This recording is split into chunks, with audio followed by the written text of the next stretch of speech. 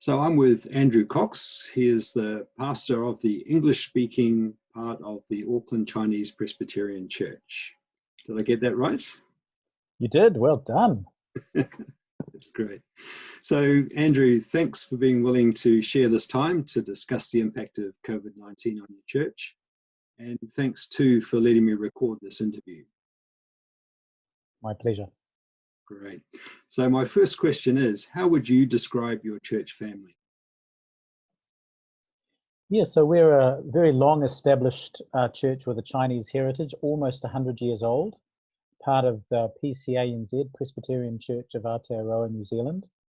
And we have a big group who are Cantonese speaking and another group that I lead, which is English speaking, which is primarily New Zealand born Chinese, but has a real vision to be a multicultural church in the CBD, reaching all cultures.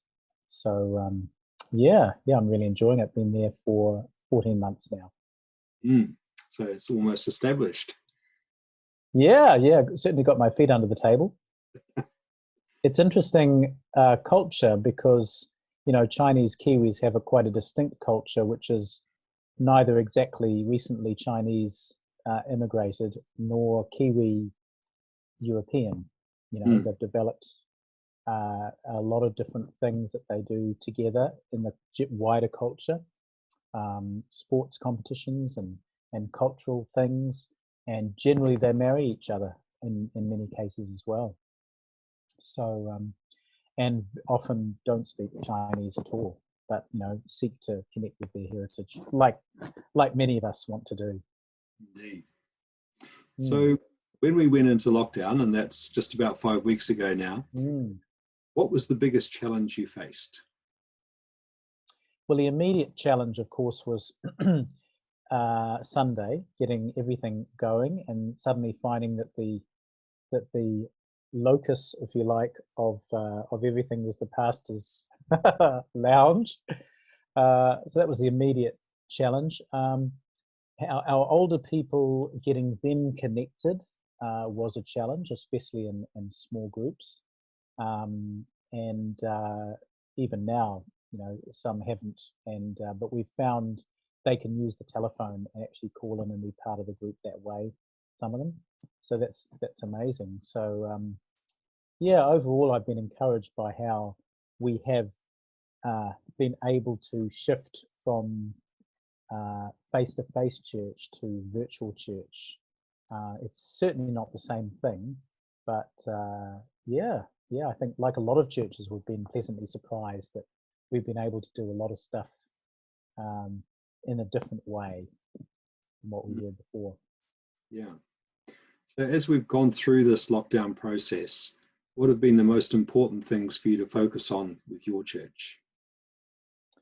Oh, the most important thing is connecting with people, making sure that people don't fall through the cracks. There are the obvious people that you see on the small group Zoom calls, which is great, and I've participated in all of them at different times, and that's been a lot of fun. I've been more regular at different groups. It's amazing, because you don't have to commuting time and you can go from one thing to the other. But keeping people connected, having fellowship with each other, probably has been the most important thing. I'd love to say making sure that we get through my preaching program, but probably most people wouldn't say that. We have continued as we planned to, though. The first 2 weeks were people other than me, so that was an added challenge. One was an older man who ended up being videoed, and I snuck into town and grabbed the USB stick, you know, in a contactless way. And that was the first week, but that went really well. And actually, he was in the armed services, and so I did a Zoom interview with him for Anzac service, of course, and that went well. And I thought, well, actually, that would have been easier. We could have just probably done it by Zoom. But anyway, you live and learn. I have been, as I say, on a learning curve in terms of all the technology. and that's been good. So our theme this year is discipleship, and we've continued with that. And I've been really keen that we're still talking about that. And all the groups have been interacting over our discipleship series. And so the question is not, when everything's normal, what does this mean? But it's now at level 4, level 3, level 2, what does this mean in terms of how I interact with my friends and the community and so on. So we're trying to apply what God is teaching us in the new normal, if you like, and rather than sort of waiting until one day when everything is back to normal, because that could be a little while off, actually. Indeed. So, yeah. Yeah, so my next question was just that. It might be a little while before things do return to normal, like they were in 2019. So what impact do you think this will have on how you do church and how you understand the mission of the church? Yeah, I think in terms of the mission of the church, it very much stays the same. My desire, and I think all of our desire, would be moving toward keeping in touch with our existing members, to thinking about how we can do mission better. Let's face it, I've made sure our members have the link to the service and what have you, and say, hey, you can share it. And we have had people come in, and the numbers, let's face it, our attendance has been better than normal, because all you have to do is go play. Yeah. But we actually want to reach beyond the members, and so thinking about mission is still just as important as it always has been. I'm looking forward to level 2, because I think we'll be able to get back to some kind of face-to-face ministry, probably in the small groups. And one thing we're talking about is splitting up the Cantonese church, which is bigger, and they'll take the whole building. And because we've purchased a new building and we're in the process of all of the moving, and of course this is not helping, the English congregation will go to the new building, and even though it's basically sort of like an office foyer space, we could probably make that work, knock out a wall or two and get in there and just have some social distancing from the other part of the church. Let them spread, and then we'll move. And I'm hoping that we'll be able to do that. If not, I think we'll try and multiply more small groups, including Sundays, and continue the online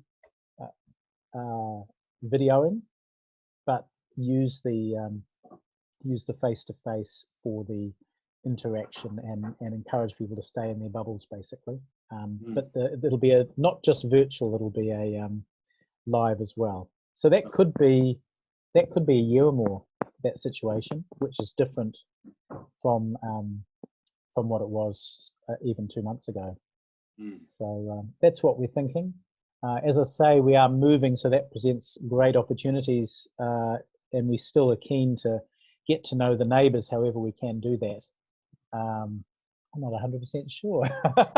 It is very much playing it by ear, seeing what we're allowed to do, being creative, and I find it quite helpful to link in with the international Christian community too, and the ideas that are flowing through.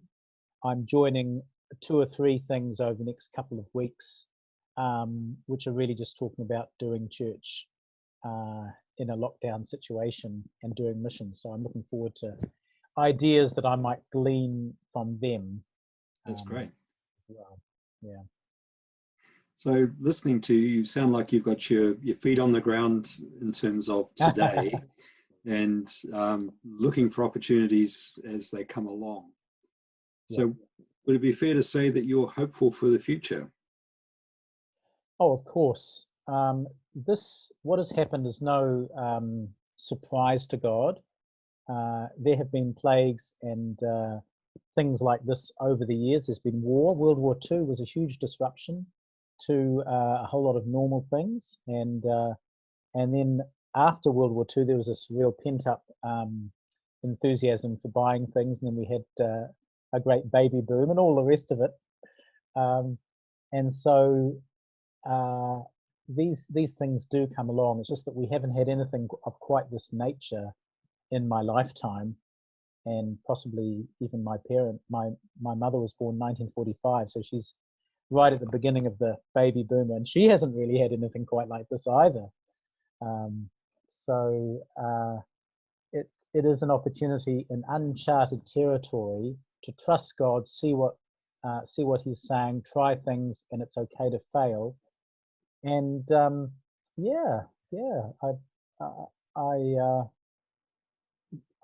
don't want to downplay the difficulties and challenges. You know, it's already difficult for the church. Churches like ours and our denomination are struggling already, and churches in the city often don't quite know how to do mission in the city.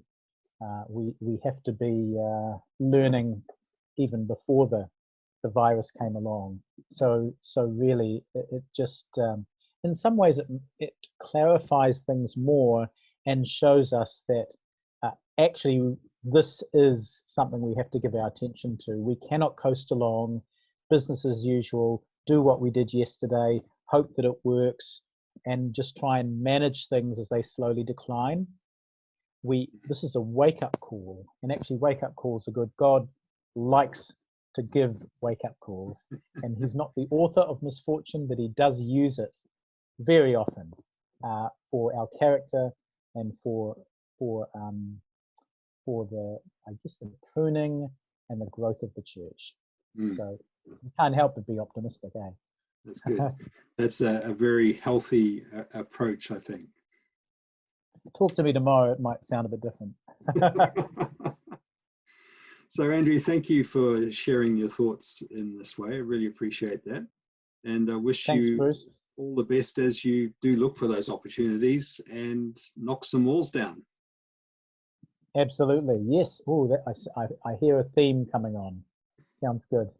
Great.